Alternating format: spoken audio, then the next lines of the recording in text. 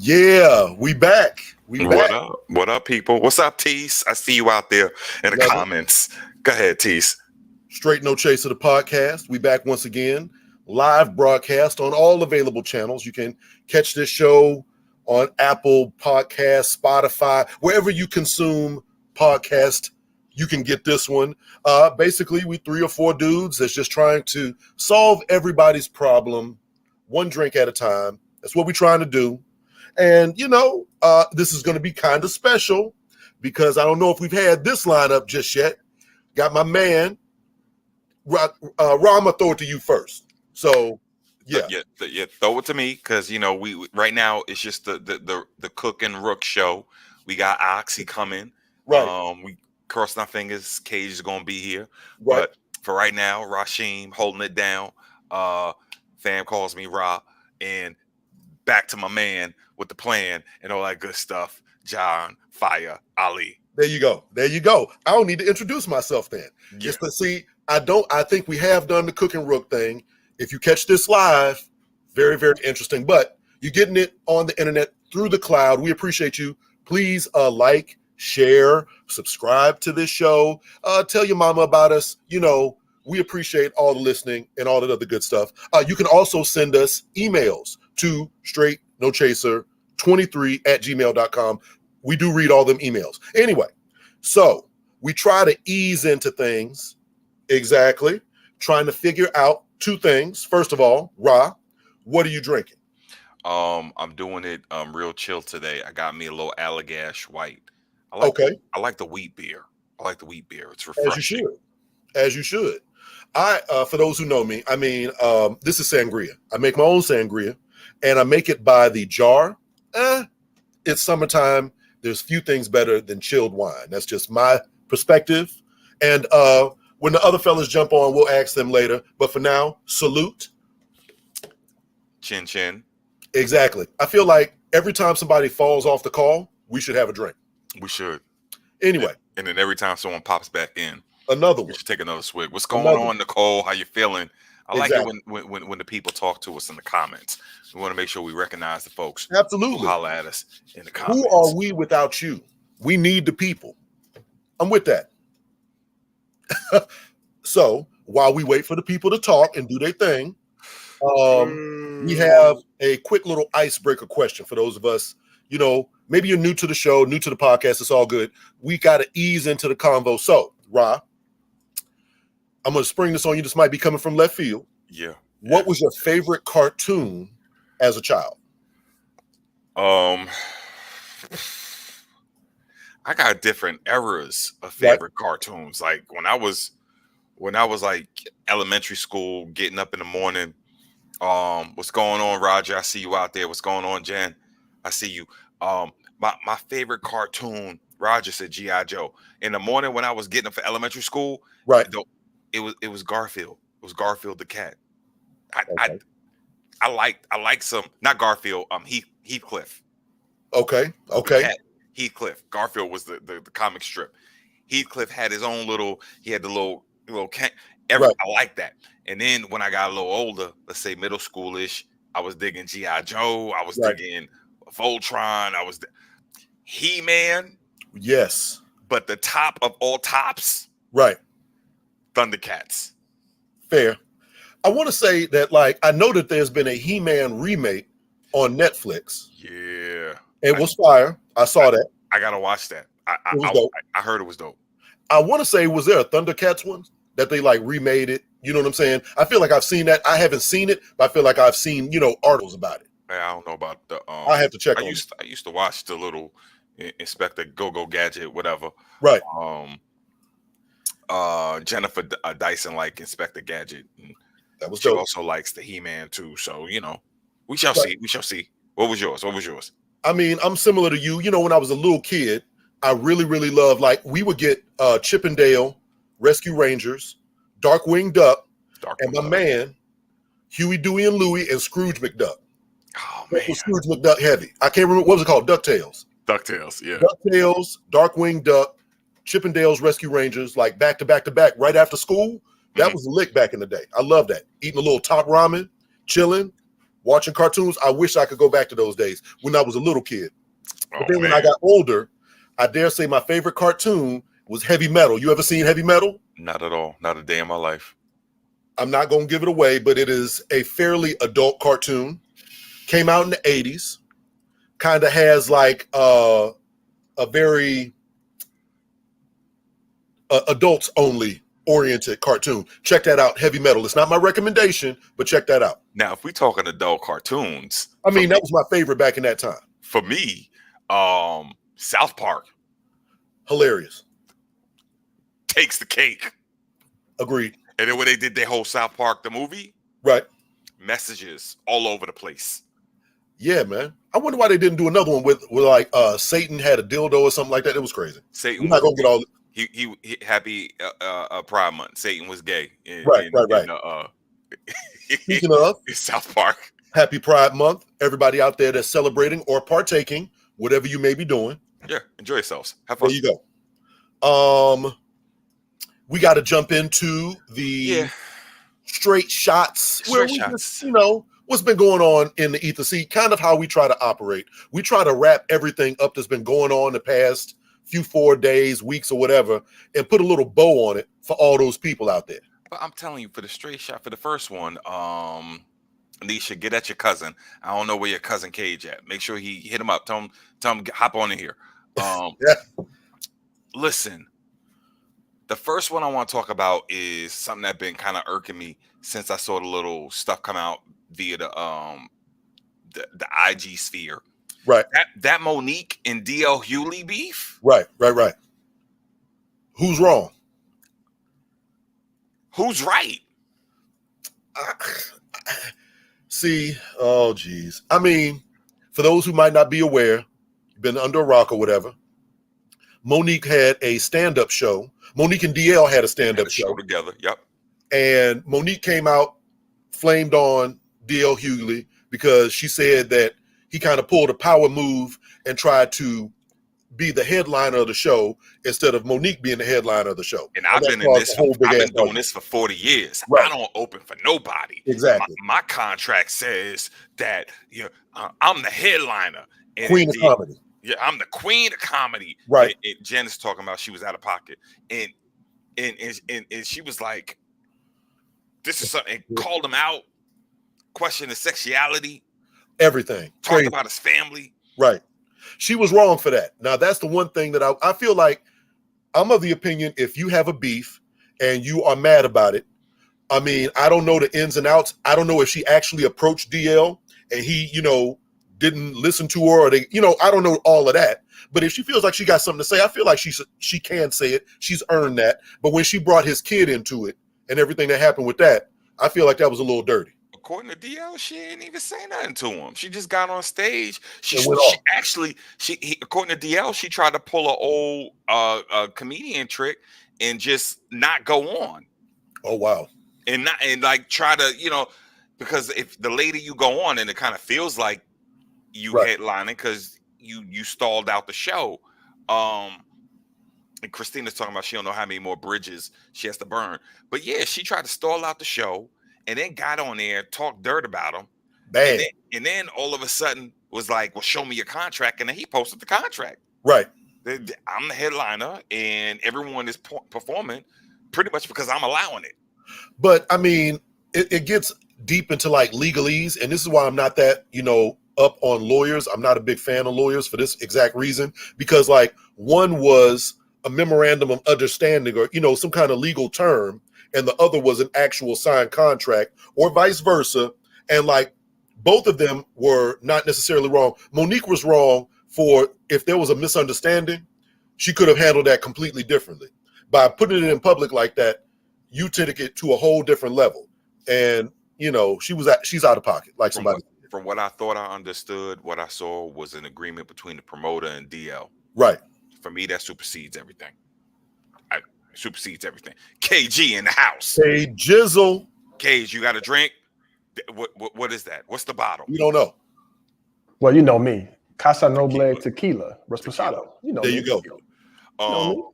We about to hop off this DL and Monique beef and then go into something else. You got anything you want to say about how out of pocket she is, how she burned bridges with everybody she done kicked it with? She tried to weaponize womanhood and they treating the black woman bad. Out of pocket. Any thoughts on that? She trifling. What's next? Done deal. Okay, so next for the trifling piece then.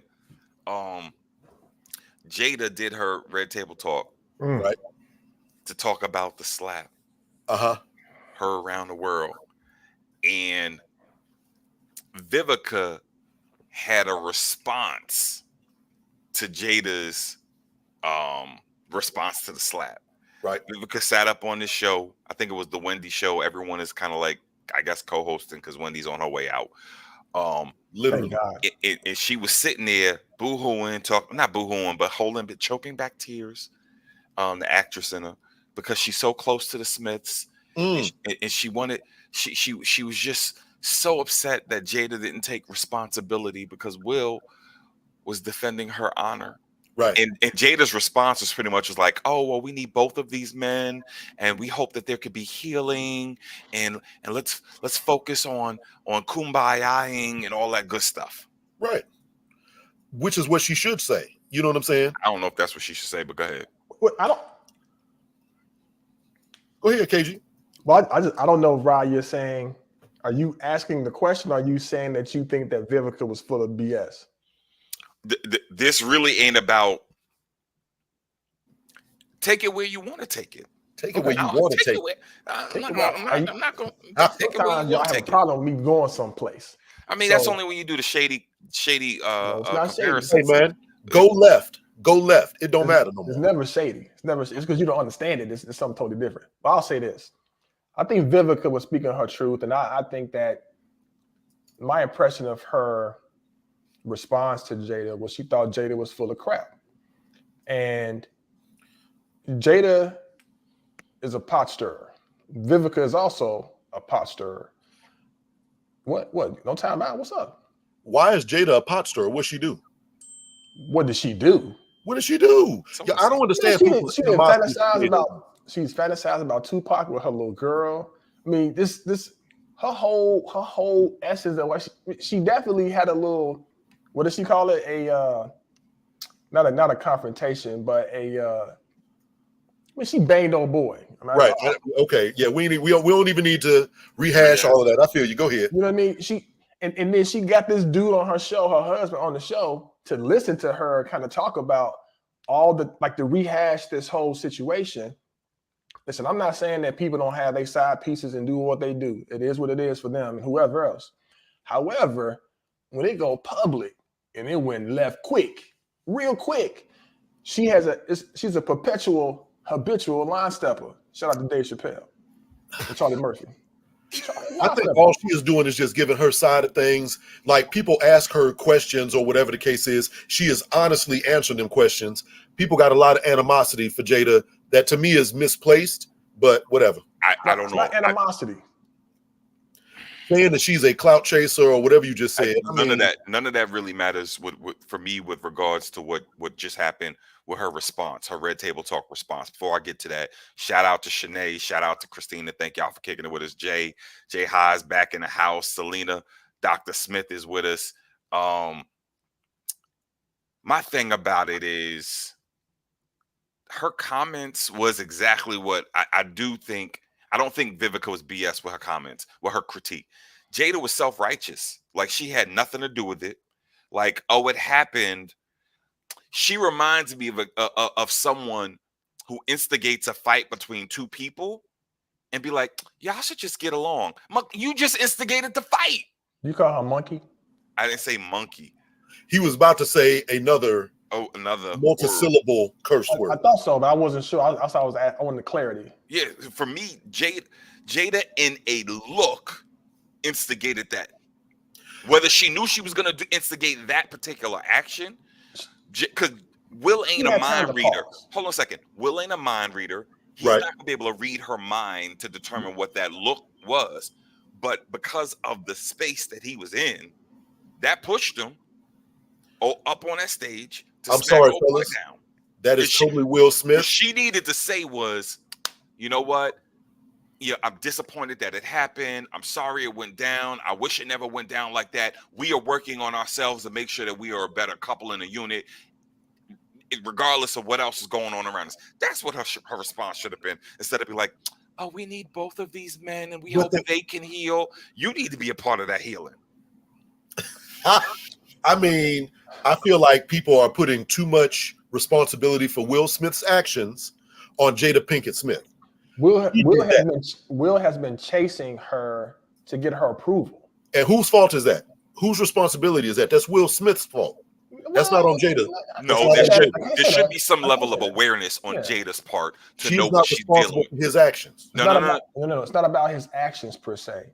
It's about her knowing her spouse and being a helpmate. Like they're supposed to help each other. And in that moment, she did not help that man prevent himself from looking like a fool in global television. Like he took a moment that should have been glorified for him. Like that Oscar that he has right now is forever tainted. He is forever tainted. He was both a winner and a loser all in the same night. I think he lost more than he won. Yep. Ooh, okay. Yep.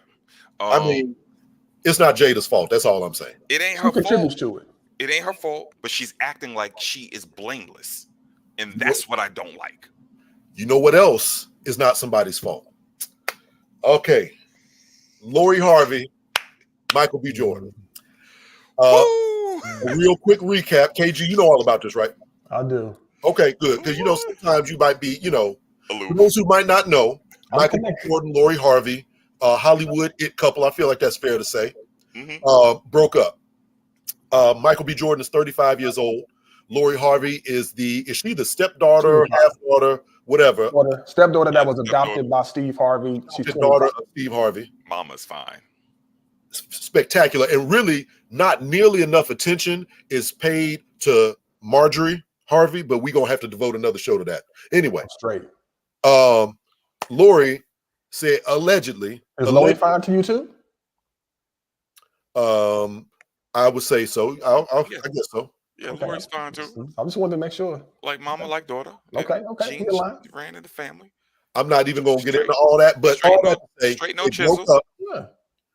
And allegedly, Lori broke up with Michael B. Jordan because he wanted to take the relationship further, allegedly get married, And Lori Harvey was like, I'm not with that.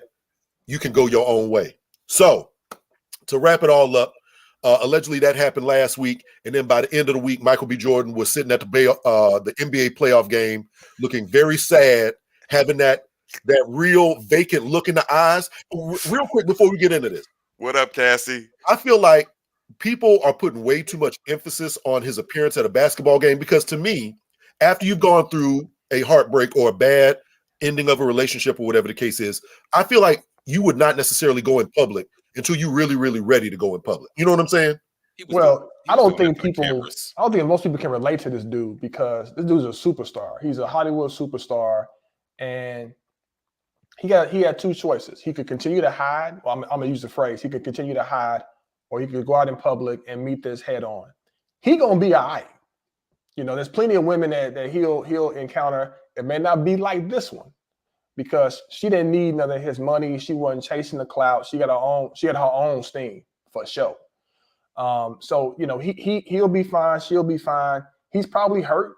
You know, he genuinely probably was in love with this individual because she didn't need anything from him. And it's a different type of relationship when someone doesn't need you for something and it's strictly about who you are, what you bring, like what essence you bring into the dynamic. It's less about what tangible things you bring to the table. So he'll be all right. She will be too. And you never know. They may reconnect in the future. Hey, he may find something better. I mean, sometimes you don't know what's out there for you because you keep holding on to something that ain't for you. So he may find something better. This is all rampant allegation. Can I let me read through a comment that I saw on the interwebs, and then sisters, I want to get y'all responses in the comments because we're gonna call on your responses. And this brother says y'all are confused, and when Michael B. Jordan was doing the most and giving Lori the world, y'all was like, goals. That's a real man. He knows her worth, etc. But then she denies his marriage proposal, and y'all are okay with that. So y'all are cool with a woman getting the treatment of a wife, being courted and loved like the one. But if she isn't ready to commit, then she shouldn't accept it. That's toxic. Michael B. Jordan was in it for what was real. She was in it for the attention. Don't be narrow-minded, ladies. If you raise your son to be this type of man and this happened to him, y'all feel some type of way. Lori Harvey just created a whole savage. That's what a brother said. Lori Harvey. So, you know, and then, hold on a second. Then I saw another post that was talking about how damn it, what was the other post? How he did everything he was supposed to do, and she said no. What type of justice is that in the world? You know what I'm saying? Yo, once again, I feel like people are ascribing the man's behavior and everything else to what this woman was doing. That's on him. You know what I'm saying? So like people are very strange. Like if he did everything he was supposed to do, what if she just don't want to be married? What if it has absolutely nothing to do with him? You know what I'm saying? But you know, a woman is quick to be like, you wasted my time. This is true. These same women talking about you wasted my time. And now, Jennifer's talking about F out of here. I mean, come on now. Y'all be the same ones. Be like, oh, I was with you for a whole year and a half. You just wasted my time. Did Lori waste Michael B. Jordan's time? No, she did not. She did not. I think the women who say that are wrong too. Like they both, it's not a wasting time. You learn something from all of those relationships, hopefully. Right. You learn what you want in the future or what you don't want in the future. But sisters don't typically say that. I mean, I feel like when he made it plain, he was like, if this is what is alleged to have happened, when he made it plain, like, I really want to be with you, I want to marry you, whatever, you know, and she just simply did not feel the same. She told him that, they split. I mean, what else can we do? It was only like a year or whatever. You know what I'm saying? So, well, I think listen, if you ask someone to marry you and they say no, it should be over. Because we're clearly looking at this in completely different ways. Like, right. I'm looking at it like, I'm feeling this way. You don't feel this way. We might want to just quit. I agree. Listen, Tina Cole telling me to stop it. Tina Cole, y'all know women out there wasting time, just like Nicole Cameron said. Women out there wasting poor little Michael. What was he? Willis in the Wilford. What was his name in The Wire? I can't remember. Michael Jordan. Oh, yeah. Where's Willis? Where's Wallace? Where's Wallace?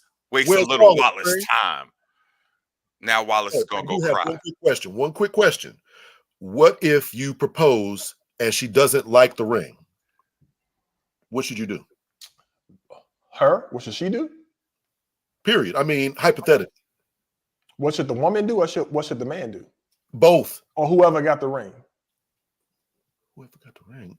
I mean, it could be a non-binary relationship. This Never mind, man. this I ain't don't got know. nothing to do with the topic. Nothing whatsoever. We got a whole other topic to go to, because Fact. if you're talking about Fact. marriage and rings, Right. you know they got this show Married at First Sight.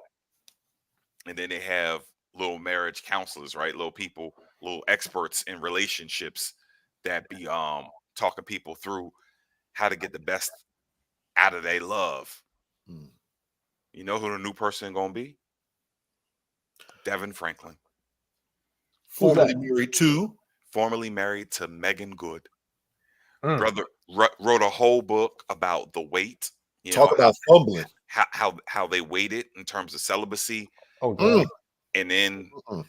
but the book was about finding the love of your life, so you can have a life of love.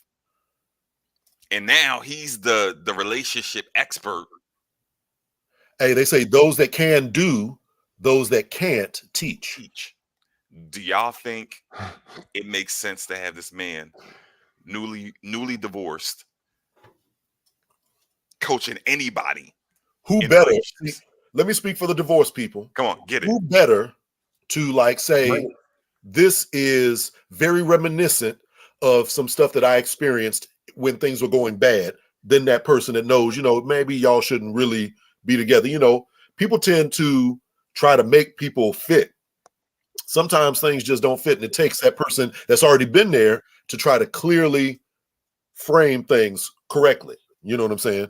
I feel like having a divorced person on a marriage-minded show is intelligent. I mean, half the marriages end up in divorce, so on and so forth. Tease, I'm sorry. Being divorced doesn't take away his expertise in that field. Mm-hmm. I think if he's only solely providing his life experience, then I think you can call into question. You can get somebody more effective and more credible than him. But if he's written books, he's done the studies and did all the work, the collegiate work or the studies or whatnot, he'll be fine. It is what it is. Look, that's much to do about nothing. Oh, so that's it. The conversation's over. Not necessarily. No, of course not. Sounds like y'all ended it. I mean, I'm good. I feel like he should be on the show. I feel like he's probably got a very good perspective. Maybe he's learned something and can put out a second edition of his book. Speaking of fumbling the bag. But let me just say this. I actually think it is a good thing to have somebody who's been through it and can help them identify. You know how some people are when they're in love, they can't see the pitfalls. And if you got someone to be like, hey, what she just did is a pitfall. You just had a baby and he want to stay out all day and stay out all night and not do that. That's a pitfall. And either y'all rectify that, counseling, pray on it, do all of that, or set yourself up for a separation because y'all can't sustain them pitfalls in long-term relationships. I think it's valuable. I think when it comes to relationships, people go into the candy phase. They think that candy phase is going to last forever. But it's not. Do you think that people on the show going to be asking him more about his relationship? Because if it was me, I'm like, man, but what you talking about? Tell me about Megan. I don't think they're gonna have people like you on Married at First Sight. Wouldn't you ask him about Megan? I wouldn't be on Married at First Sight. I wouldn't be on that show either. I would ask him about Megan. I wouldn't be on Married at First Sight. I would not want to be on that show. No, of course not. That's the premise of that show is not very. That's none of our style. I mean, I think it's a ridiculous concept. Yeah, I don't know if he fumbled Megan as much. She ain't with him as much as Megan was like. She put a Lori Harvey. I'm straight. She's like, you know what? I can't do this good girl role for you, preacher. I need to do this show that's gonna have me to the streets. I don't know if she wanted to be in the streets, but I think she wanted to flaunt. She getting a little older. She may not be able to hold on to too long, so she wants to flaunt that sexiness, and that might cause a division in the family in terms of convictions. Absolutely. No division in the family. I think she was like, I gotta shoot the deuces. If it's meant to be, you can always circle the block, try it again. There's no rule against that.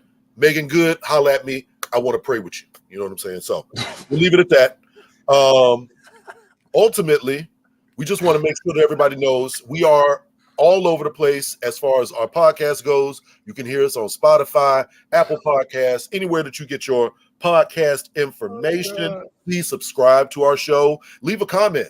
You know, we are on YouTube as well. You know, we're all over the place. Like I said, you can email us any kind of relationship questions. We directly respond to those emails. We might not say anything about it on the show, but we're here to help. You know what I'm saying? We're trying to help people out there, our listeners. You can email us at Str8 with an 8, no chaser, 23 at gmail.com. Str8 with an 8, no chaser, 23 gmail.com. And for those of us that's just joining us, we just want to make sure that you guys know that we are 4 guys, 3 today, 4 today. Back to 4. Like long-time friends. Good luck, Dana. Good luck. Just do our thing and try to help everybody solve their problems one drink at a time.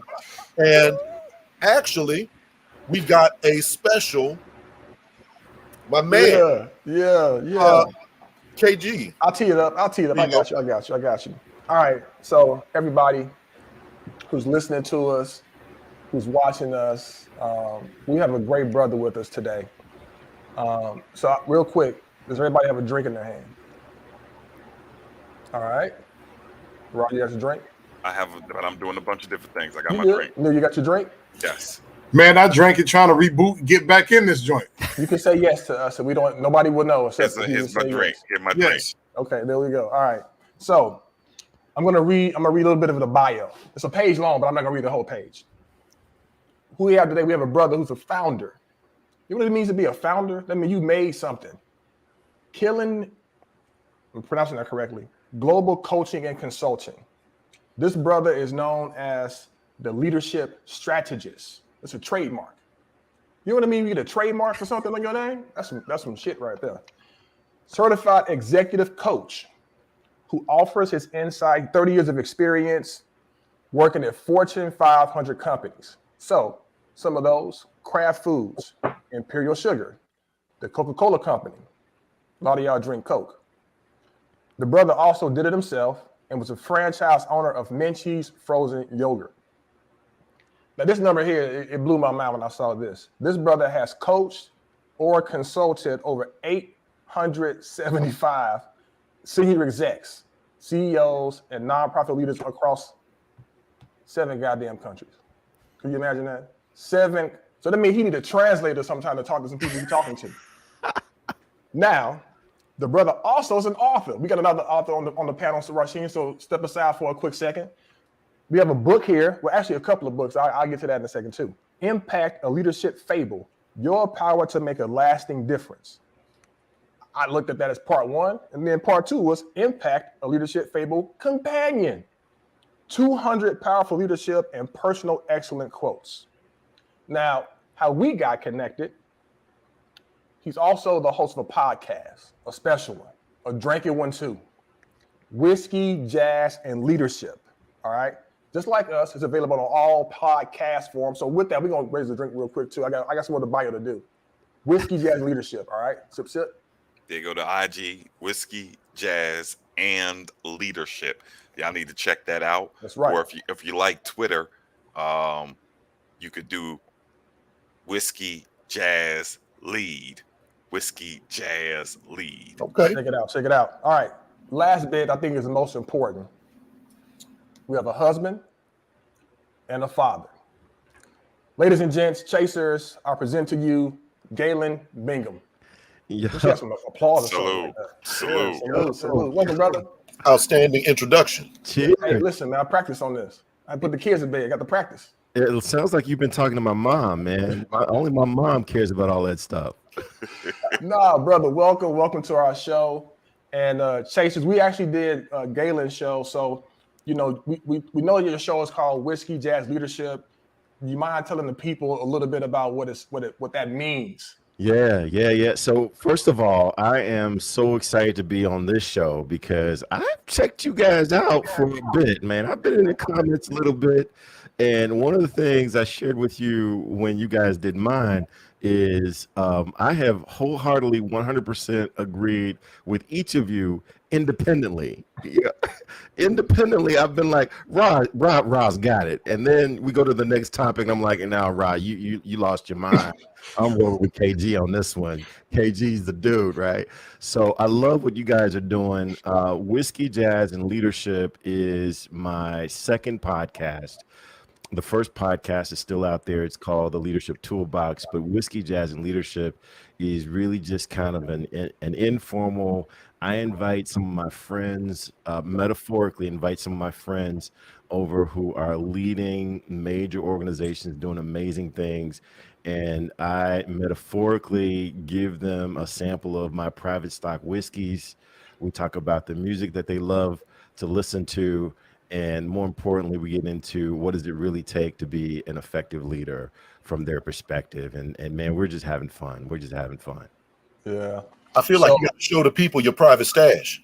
Huh? No, we're not gonna do that. We straight. We're not gonna do that. That's family. We're not. That was reserved. You got to be on the show, man. So you join the show. You follow Whiskey, Jazz, and Leadership, and I'll share with you my private stash. But I got like 80 bottles. Right. Like 80 Right. bottles of It's whiskey. an extensive stash. And Can you tell us one of the things that we learned about on your show is this concept of an infinity bottle. So, Yes. do you mind telling the people what that means to you? Kind of introduce the concept to them, and then kind of what it means to you. Yeah, so I pride myself at not leaving a bottle undone. It's kind of a personal thing for me. I usually, once the bottle has served its purpose, I make sure that it sees the end. But I was turned on to this idea of an infinity bottle, and that's basically taking the corners, the last half ounce of every bottle before you finish it, and just combine it into one bottle so that at the end of filling that bottle, you've got this personal creation that can't be duplicated. And you try to list everything that you got in there, and it's actually, I tasted it for the first time with you guys because it was kind of a special situation. Special occasion. There might be something to this infinity bottle thing. Yeah. I'm gonna have to do that. Yeah, it's hard though because once I get to that last corner, I feel an obligation to have it join its friends. Matthew says you got stag in that bottle. You got stag in that bottle. Hey, look, I got some Stag Junior. I haven't put it in that bottle yet. So, Wow. yeah, it's like as I was saying, I got like 80 bottles. 70 of them are open. So by definition, I'm not a collector because if a bottle makes it into my house and it is not open, it is purely by accident, and that bottle's time is coming. Okay, I do have one question. We try to do things where it's like a little bit of an icebreaker. We've already kind of broken ice, but we still want to try to kick it off with tell us your favorite dad joke. My favorite dad joke. All right. You all were talking about Will Smith earlier. So how do you find Will Smith in a snowstorm? Oh no. You look for the Fresh Prince. You look for the Fresh Prince. Come on now. You gotta give it to me. You gotta give it to me. Come on now. No, stop. He said you look for the Fresh Prince. I like Okay. I like it. I came up with this. I didn't actually come up with this, but this whole little topic. Why didn't Han Solo enjoy his steak dinner? It was chewy.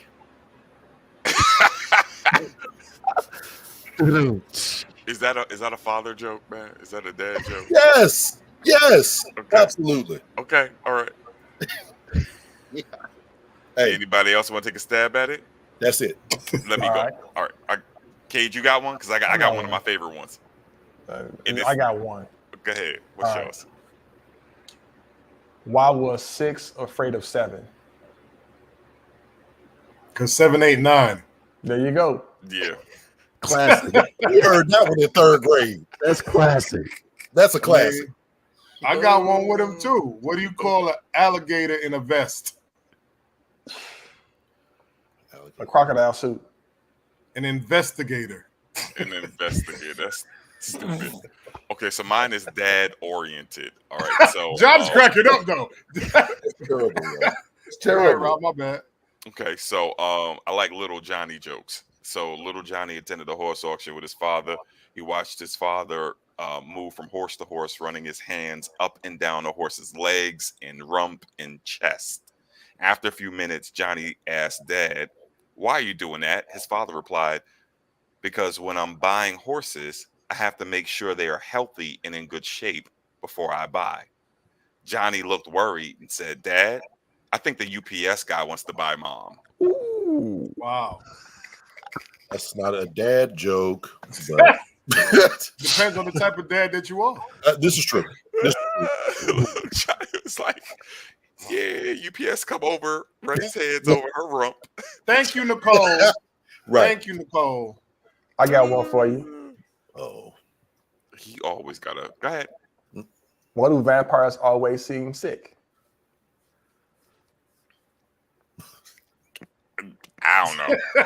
I know it's gonna be stupid. You know it's gonna be They're coughing. Huh? They're coughing. man, get him off the call. Yeah, Get him off the call. Get him off. They're coughing. They cough. Gotta remove him real quick. They're coughing. Oh God, that's hilarious. Okay, so I'm gonna write that down. You're gonna hear that out there Right. in the Twitter I like sphere that. from me. That's a good one. That's a good one. Mm. All right, go for it, man. All right. I mean, since we got everybody here, you know what I'm saying? This is just sitting around chopping it up about various different things that's been going on. I know y'all have heard about Nick Cannon. Nick Cannon says that he's going to have more children. We okay with that? I mean, how y'all feel about that? He has number 9 on the way right now, apparently.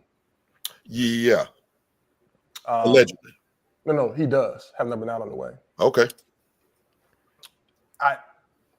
He wants to populate the earth, you know, if he's laying down women who want to procreate with him, then more power to him.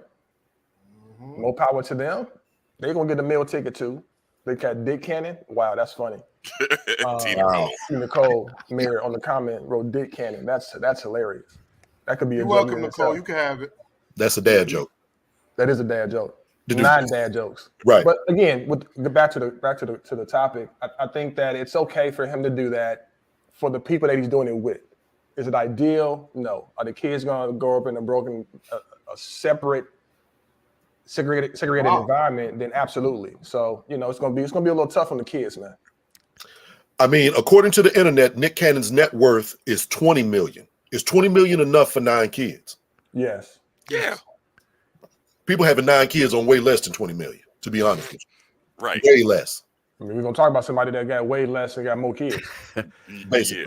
Yeah. I know we initially had a Nick Cannon conversation about whether or not this was some time ago about whether or not it was even feasible to be an attentive and present father for all of the children that he has seeded. And I don't think he can. I mean, if he could bring them all under one house, maybe. I don't know if that's even part of the plan. But if it's a matter of, look, I can physically have as many children as I want, and I got 20 million, so they don't have to want for anything. Stay out of my business. If that's the case, then good for you. Make it happen. I'm agreeing with part of that.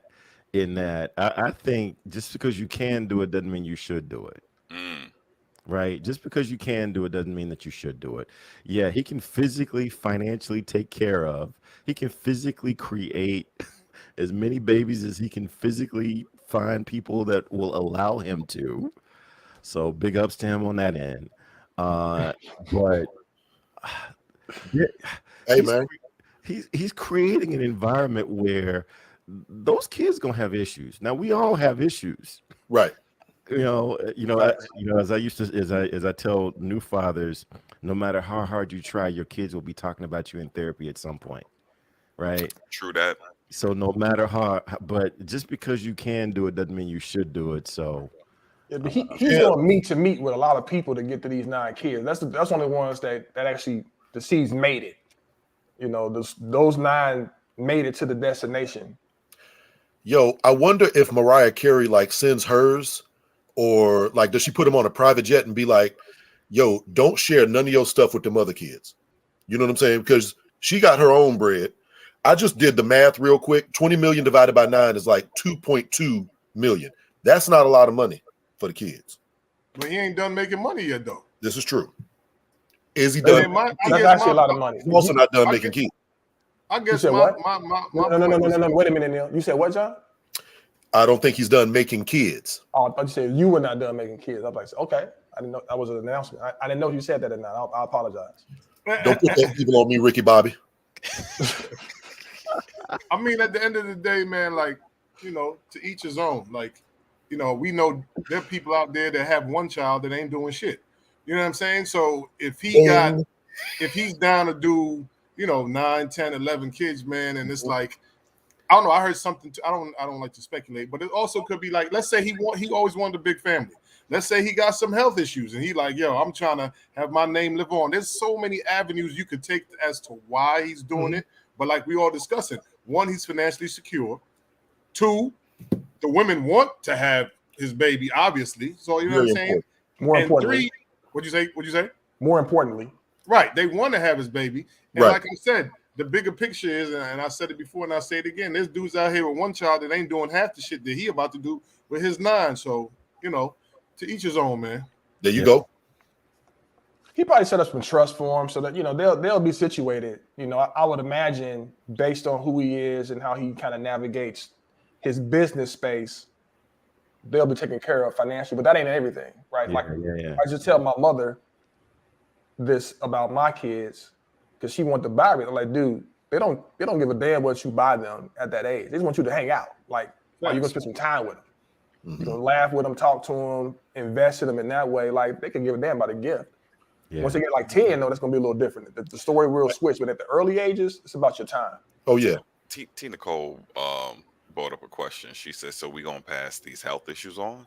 Like, let's say you got some, because at one point in time, I think that's what it was. He was saying he had some sickness, ailment that, he wanted to make sure he had his seed on this.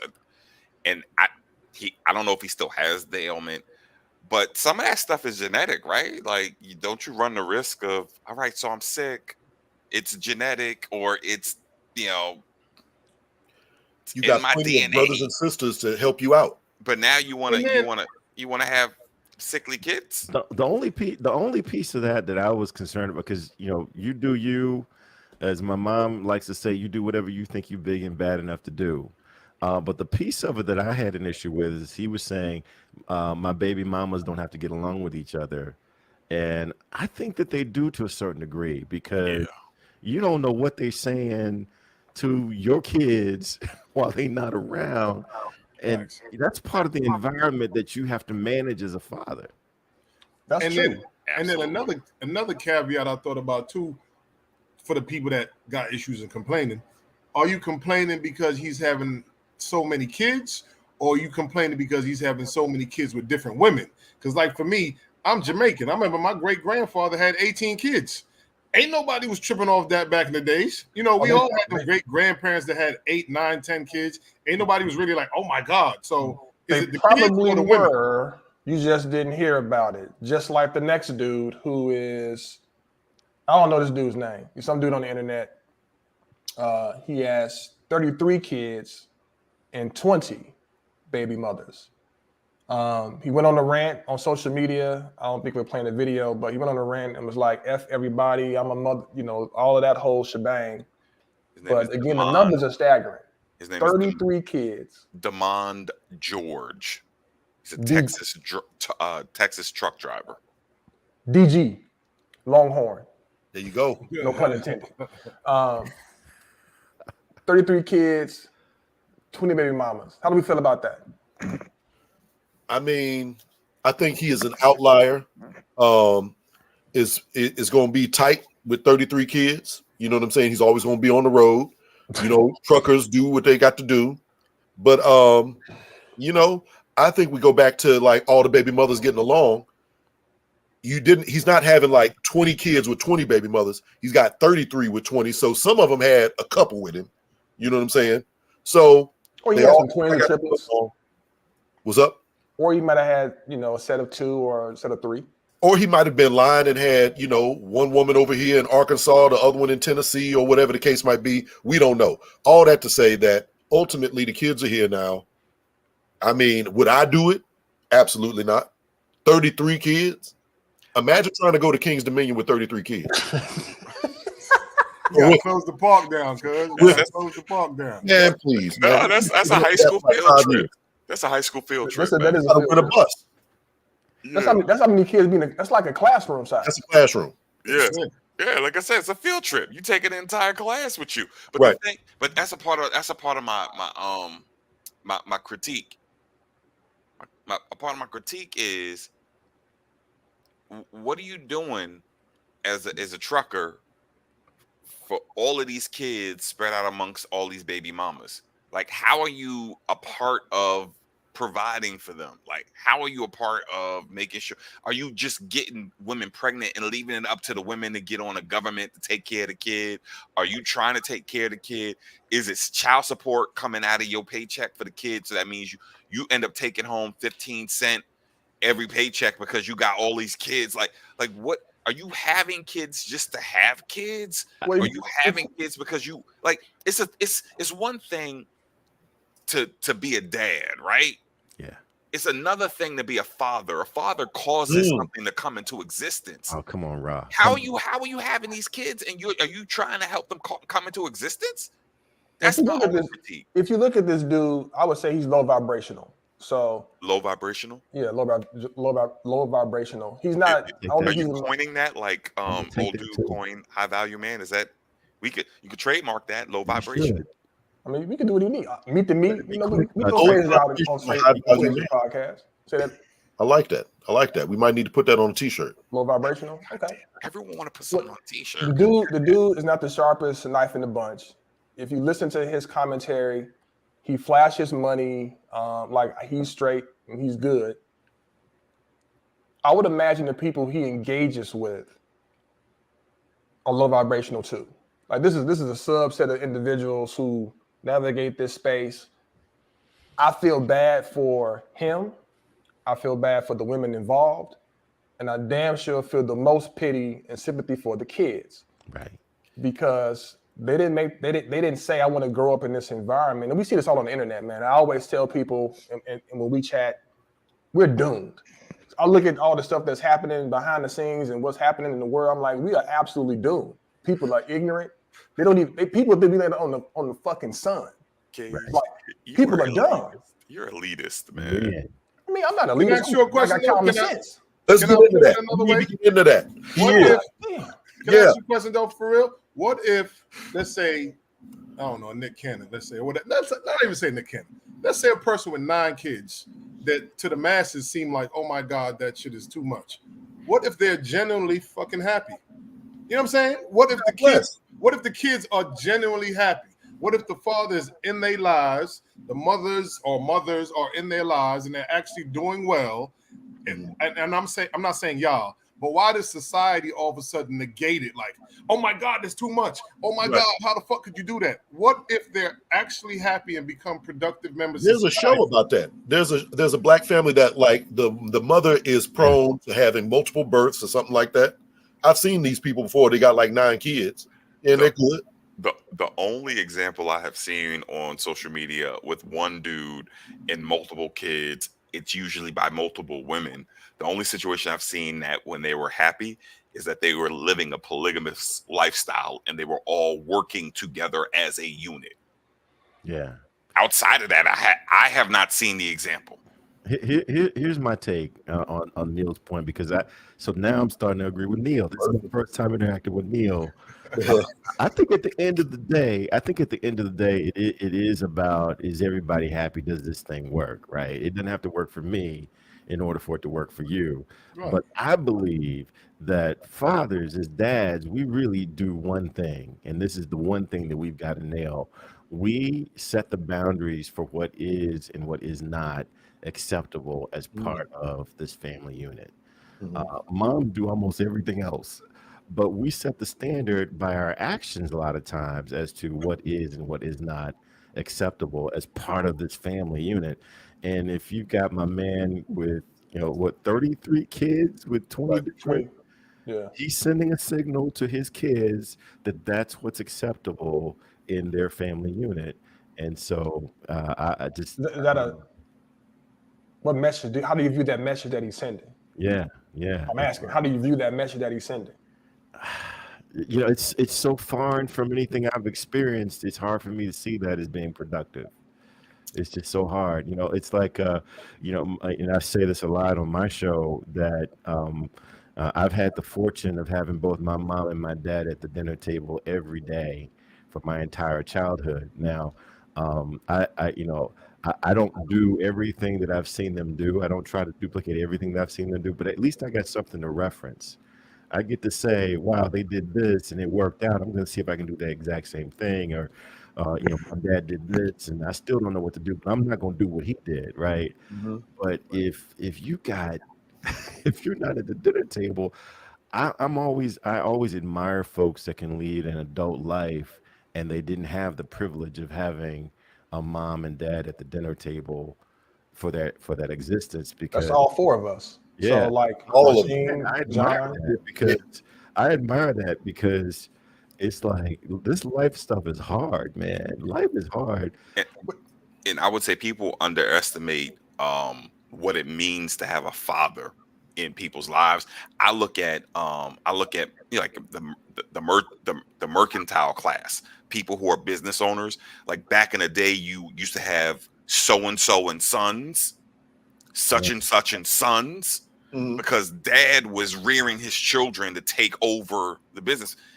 And what that is saying is that the kids are learning from fathers, whether intentionally or unintentionally.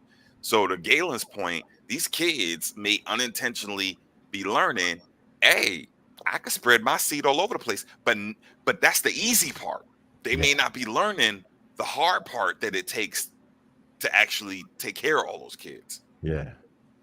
So I'm a pivot on this for us. Are we going to read this one, Ron? No? Yeah, you're gonna read it. I'm only showing one thing. Go ahead. Okay, let me read it then. Let me get this going.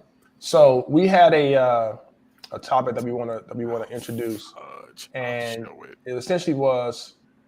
I'll read it to you guys. My daughter made a new friend at the playground. This is from a woman's point of view, and she asked the dad if we can plan a play date. I got it. I got you. You sure? Yeah, I'm reading it. I want to make sure I can help you out. Right. I need all the assistance as possible. He's like, okay, I'll give your number to my wife and you can ask her. I don't know why that was weird to me. Aren't you her parent too? Men who have to ask their wives first bug me. All right, let's kill that slide. How do we feel about, do we feel like there's an obligation as a man to communicate to his wife if somebody wants to go on a play date? Or should he feel comfortable enough as a man to say, you know what, I'll take your number and we could plan something ourselves?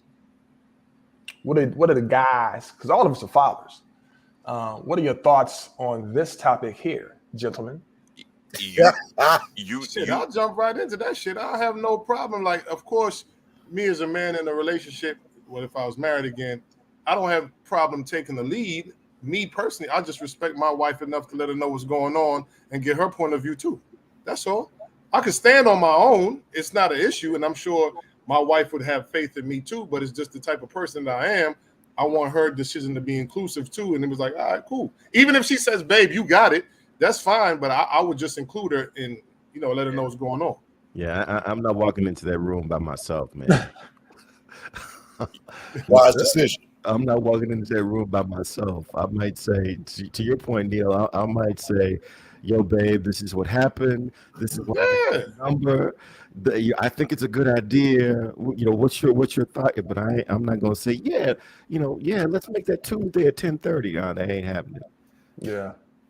Yeah, and it depends on the relationship. Some people maybe find themselves in relationships where the wife might look at him and be like, I'm doing everything. Why don't you go ahead, handle that? Take care of that. Because I'm feeding, I'm cleaning, I'm doing whatever. Oh, so now I gotta plan play dates too. Some mothers may be on that. Right. But like you to your point, that's the safe. Can I finish my point? God, can I finish my point? You ain't been here for weeks, man. You cut me off like everybody else. That's why I got a lot of shit to say. You be cutting me, man. People, you always cut me off. Shots fired. Go ahead, man. Go ahead. Go ahead, Rob. Finish your point. I'm the voice of the people. They want to hear it. Go ahead, Rob. Go ahead. Yeah, but to that point, I would say to play it safe, you got to be strategy. Strategy is important because you live with your wife. You got to come home. So I'd take the number, offer it up, and if she's like, go ahead, handle it, then I handle it. What got me is the end of Shorty's meme when she's talking about like guys like that bug me. I'm like, why don't you understand that it may be a little spicy for me to take a woman's phone number and be calling her to set stuff up for the kids? That's the thing that got me. That tells me that there's something off about you if you don't understand it. You ain't got to agree with it, but you got it. Oh, that bugs me, man. Yeah. It's low vibration. You probably setting something up. low vibrational. There you go. I mean, that's precisely how misunderstandings happen. Big facts. Yes. Yeah. Kizzy said Ox is the voice of the people. What you got, Jay? Well, I mean, we got to play this video for our next topic. No. You gotta get your take on this whole thing. I mean, in general, I think it's foolish to take another woman's number if you're married. I don't give a damn if she was trying to make a play date, bring you to church, introduce you to her mother. That's just looking for trouble. You should avoid that at all costs if you are attempting to keep your marriage intact. Even if it's a business opportunity? Even if you accidentally take the number and then nothing ever happens and it's a text. And no. If it's a business opportunity, that completely changes the dynamics. I think with this woman here, business opportunity, because it could be a $40 transaction. With your kids? What type of transaction are you talking about? Yeah, man. Get your mind out of the gutter, man. Come on now. In front of the babies? Yeah. Come on now. Not walking in that room, cuz. Yeah. Come on, man. I need to spend more money than that. Come on. No, you don't. No, you don't. Wow. Get it for the 40. Get it for the 40. Let it go, John. All right, check this out. Here's the thing. I think this woman is single. Oh, she absolutely is single. I think she's single. She has no man. She has no understanding of the concept of respect and the dynamics of what a husband and wife look like. If she did, that comment would be no issue whatsoever to say, let me run this past my wife. I'm gonna give her your number. Because, like, for example, if somebody said that to me, I'm not planning on a play date. If you happen to see me out and the kids are having a good time, it's because I'm either off. Exactly. I'm hanging out like in a moment, but I'm not the person that's gonna be out there on a regular basis. So I'm gonna pass you. I'm gonna kindly lay your ass to the person who is, and you could deal with that in that situation. So this woman clearly is a little play date with the dad. Jennifer said there are plenty of spouses that take their kids around their side pieces, men and women. Or so I've been told. Jen knows. Hypothetically speaking. Well, if they too young to even recognize that that's another adult and they just are like an infant and a baby, or so I've been told, just put them to sleep. They be on the bed. They don't know what's going on. Anyway. I can't relate. But me neither, of course. But go for the video. So some dudes be bringing the daughters around because that is a magnet. You know what I'm saying? It happens. Got to get in where you fit in the 2022. All right. So we gonna play something and then hop into it. Let me pull this up. I hope this is the right one. Are y'all okay? Hold on a second. Let's get this from the beginning. This was good. Okay, I got a question for the guys over 50. Are y'all okay today? Mm-hmm. For real. I'm out at the grocery store looking like this. I mean, Cool hair in a ponytail. No makeup. Hot fucking mess. And y'all have gone out of your way to speak to me. I mean, I'm flattered. I truly am, but I just don't understand. Somebody help me out. Explain to me what it is about this that's doing it for you today. y'all want me to take this one? I'll go first. Sometimes I feel bad for women because they've been bombarded with so much nonsense and marketing that they don't really understand. Like women, I've been told this by many different women, wear the makeup and the extra stuff not to impress men, but to impress other women, because they know that as a man, you will talk to her if she got on sweats, jeans, shorts. We want to catch you like without the makeup. You know what I'm saying? Because that's really what you look like. Whatever it is that you look like early in the morning, show that person so that we know exactly what you look like. But you giving them secrets away, John. That's good. Tell it to them. Straight no change to the podcast. Maybe not first thing in the morning, right? Like 15 minutes in the eye. Yeah, come on out. Yeah, I'm with you. I mean, listen, she's an attractive woman, and I think sometimes people put stuff on social media to garner more attention. I think this is one of those things to do so. One, shout out to the Colts. She had on the Colts hat, so it must be someplace where she's a Colts fan. But she looks like she's attractive, and she said she was flattered. I don't know why she is surprised then if people are saying, "Hey, how you doing?" or whatever the line they were spitting to her. She showed her thighs. She showed her thighs. I bet. It seemed like she was mad that people was hollering at her. No, I didn't get the impression she was mad. I think she was just kind of sharing her perspective and kind of wondering kind of the why. Yeah. And so I see my wife when she come home from the gym, and that don't turn me down. Like I'm still ready sometimes. Like, hey, what's happening? So I think I'm gonna go back to. I think it was a UKG that talked about low vibration. Yeah. This is a high vibration moment, right? Because I've been in this marriage game for a bit, but it's like I'm attracted to the energy, right? Do you have like the confidence to put on a baseball cap and go do what you got to do? And that's what attracts me. Now, that's not the only thing that attracts me, but I'm attracted to the energy. So that could have been what you've been receiving. That and I didn't know that was gonna be on the Runner Show until I actually saw the Runner Show, and unfortunately I didn't look at the Runner Show until today. I'm sorry, Dana. But then I did my homework after I looked at the Runner Show. But then when I saw the video, I was like, "Oh, that's Brooklyn." That's one of my social media friends. Y'all can check her out.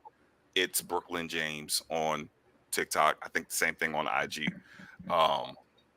And that was one of her TikTok posts that went major viral. She's gotten other viral hits, but that one went major viral. As a matter of fact, a few episodes ago, I was wearing one of her shirts. She had this dope "Success is a 7-letter word" shirt. But the sister, great personality. She is in entertainment, trying to perfect her craft as an actress, and all her stuff is hilarious. She always got jokes, and that was one of the moments where she just, how people got jobs to keep, make ends meet. She is, driving around doing the whole, they had the she's whack though. Kizzy, stop it. How people have little jobs shopping for folks. She's in a supermarket. She's shopping for folks. And she threw on a hat. She's from Indianapolis, so she Indiana Cage. And when that thing blew up, that was her real response. Like, I don't get it. It is what it is. She know when she put it together, she's sitting on something. She ain't got a. She saw the thighs too, but she really don't got a booty though. She don't got a booty. Okay. But she, the other package, the rest of the package is looking all right. the interesting thing is, I think it's a point of discussion. A lot of sisters don't really trust it when men give them compliments when they're made up. So I find it really interesting that some of the comments is like, yeah, whatever, da da da. Most of y'all don't trust it when the dude is telling you you look fine when you put yourself together. Wow. So I find it interesting that you can't understand that when you don't put yourself together, an older man, a man who ain't in his teens or 20s, he knows how to look at something and be like, all right, I know what you're working with. And cut through that to be like, I see what you're working with.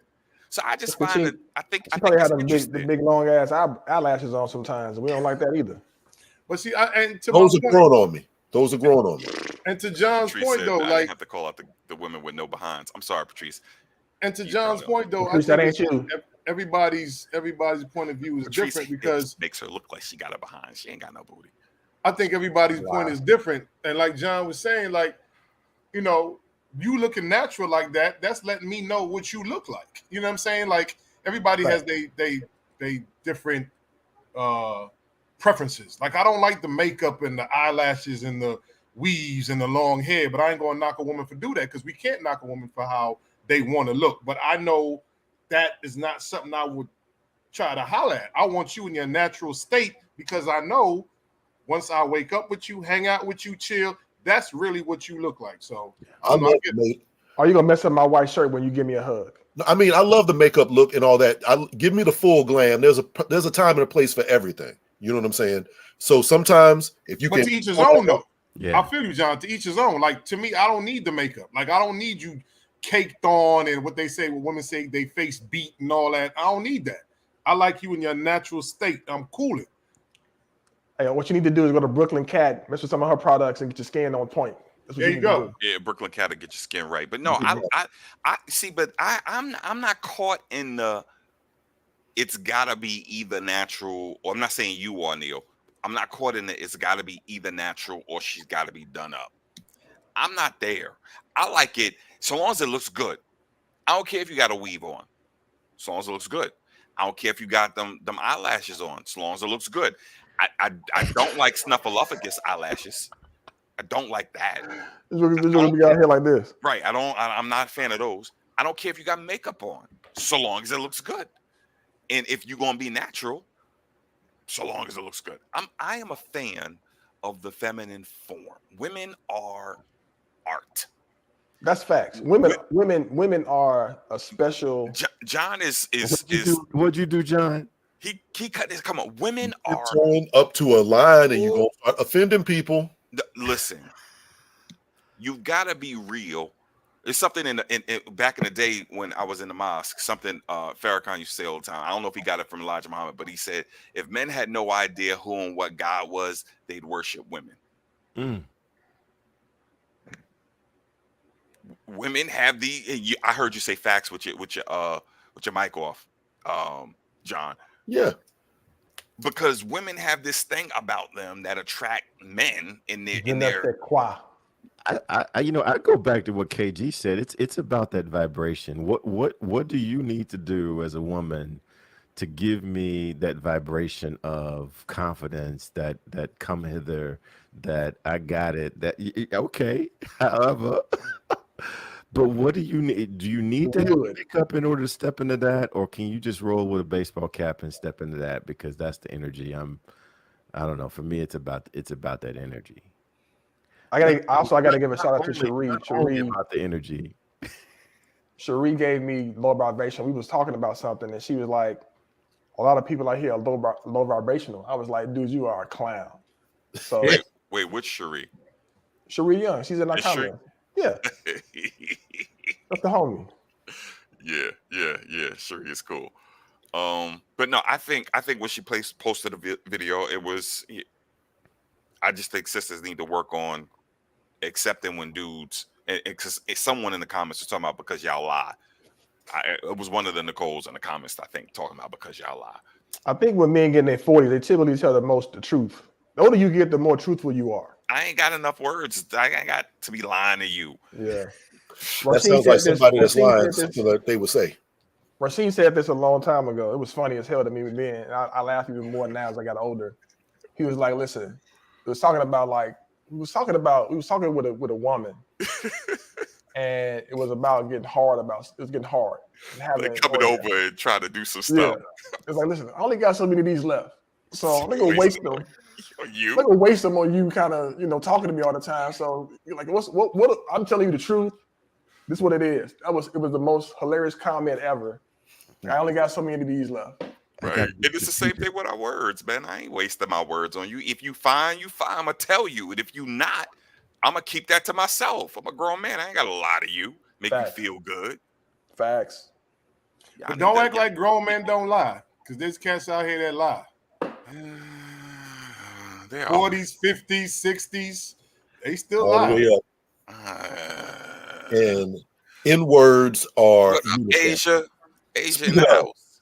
We got a recommendation for the people. For my man Gavin, every week every show we try to give just a recommendation for the people. Anything that you think people need to do. It could be a food, a TV show, book, whatever.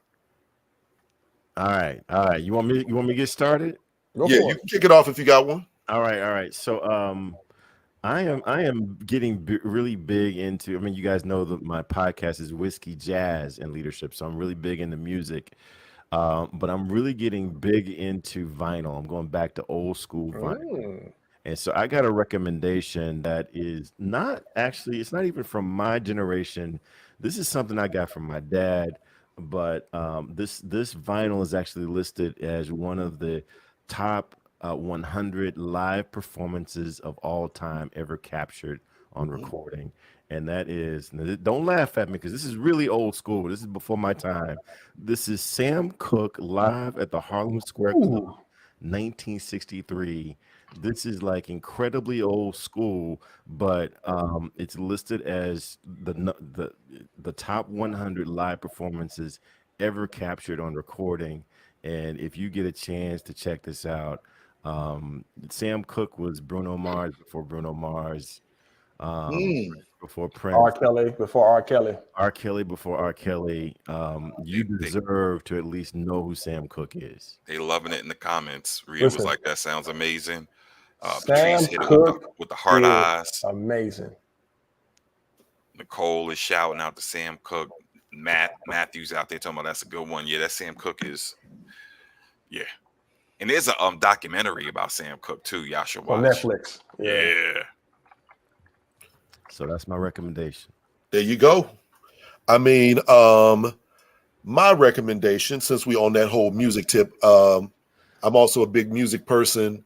For people out there who have heard of a band called Radiohead, the lead singer and the guitarist for Radiohead got with the drummer from a jazz group called Sons of Kemet, and they made a second band that is called The Smile. Sounds like OK Computer era Radiohead, but a little bit more Afrobeat. So imagine Radiohead, Afrobeat, mashup. That's what it's kind of sounds like. The name of the project is The Smile, and they just released like an album. Album is dope. Group is dope. Check them out. The Smile. Okay. All right. Shanae in the comments had a recommendation that if you're supposed to be voting in some primary election, get on out there and get it. And vote in somebody's primary election. My recommendation for the people, for those who are streaming live with us, I don't know if you can see, I got the new cover behind me, Broken Brotherhood. I did the cover release 1st of June, but that's not going to be the book that I'm going to recommend that y'all read. I'm going to recommend you read Hamilton by Ron Chernow. Read it, listen to it, get the cliff notes. I don't give but check that book out, because I know we went wild over the play, the Lin-Manuel play, which was based off of the book. So the book will let you see where he took creative liberties and what was real. but I'm almost through, and I'm walking away with a number of impressions. Number one, when it comes to the foundation of American government, or just probably period in America, Alexander Hamilton was probably one of the most intelligent, if not the most intelligent men to walk in this country, hands down. Number two, he was probably one of the dumbest, if not the dumbest man to walk in this country, i.e. Mariah Reynolds. He was the first Marion Barry, the BITCH set me up. As smart as he was, he didn't see the setup coming, so he's stupid. That's number two. Number three, this whole January 6th insurrection stuff. They've been trying they've been having insurrections in America since America started, with government trying to shut it down and all that good stuff. This is nothing new with parties and the factions and the fighting and as vitriolic as it is, nothing new. And number four, it's a whole topic. And number four, there were a lot of white people heavily involved in the abolition of slavery. But because, same thing with the Civil War, they wanted to preserve the Union, stuff never went down. Y'all need to check that book out. Ron Chernow, Hamilton. Yes. I've read that amazing book. Definitely. Chernow. Chernow. Nicole. Chernow. Get it. What you got, Neil? I'm gonna go a different route. I'm gonna go off a little. Oh, I'm sorry, because someone put a Trump comment up there. Thomas Jefferson was the first Trump. I'm done. I'm gonna go off the little movie tip. This actress / entertainer has actually grown on me since watching this, because I might get booed. I was not a fan of Jennifer Hudson, but what she did in the Aretha Franklin documentary Respect, I love that joint. So if you get a chance, watch Respect. She's portraying the life of Aretha Franklin. She did a phenomenal job. You will definitely enjoy it. Shit, I'm gonna watch it again this weekend. Check out Respect. She did a damn thing on that. I just saw that for the first time last week, man. I'm right there with you. So now I totally 100% agree with Neil. Yeah, dog. Like I said, I was not a fan of Jennifer. Like, she's a great singer, but once I saw how she portrayed Aretha, and there's a lot of things you will learn that Aretha Franklin went through. You like, damn, she went through all of that? Like, when I say a phenomenal show, it's a phenomenal show. Yeah. Well, I'm going to go in a different direction as well. I have Amazon Prime, and there's a show. I watched The Boys, and so The Boys just came back on. It's phenomenal, but I'm not recommending that. I'm going to recommend this cartoon series called The Legend of Vox Machina. That joint is amazing. If you like some sci-fi with some bloody gut type cartoon joints like Invincible, that is a series you would love to enjoy and experience. The Legend of Vox of the Devil's Cabbage. Yeah, and we got a lot of recommendations in the comments. Kizzy saying go see Black Adam in October. I tell you, Shanae had out there Parable of the Sower by Octavia Butler. Green Light by Matthew McConaughey. Man, our listeners are so cultured. That's what I love about us. Top Gun, the Maverick movie. Jay High said it's a must see. Fire. It is.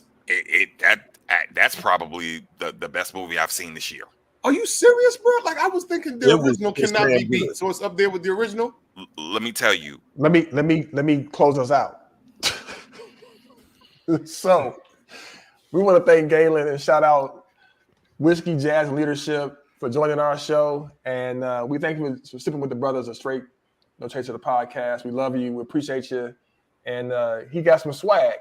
We got some swag coming our way too. Just FYI, look out for us. We got some stuff coming our way, but we want to thank you guys. And Galen, anything you want to say before we shut it down? Hey, again, I want to thank you guys, man, because you all are doing what I had hoped to do with my podcast. You guys are just sitting around the table talking about what's real from your perspective. And whiskey is about doing what you love. So the metaphor of whiskey, jazz, and leadership, whiskey is about doing what you love with the folks you love it with, irregardless of what other folks think about it. Jazz is about how do you get from where you are to where you want to be, even when there's no sheet music. And leadership, for me, comes down to nothing happens until somebody does something. So you guys are living the whiskey, jazz, and leadership life. Keep doing the thing. And man, you guys are going to get to the other side. So I really appreciate you. Hey, Galen, Appreciate shout you. out also the smoothest voice in any place you ever seen. Like this dude's voice is so smooth, so relaxing. But thank you, How brother. We smooth is appreciate it? So smooth. I don't know. But we love you, man. We appreciate you. And on that note, all four of us plus one is saying, peace out. There you go.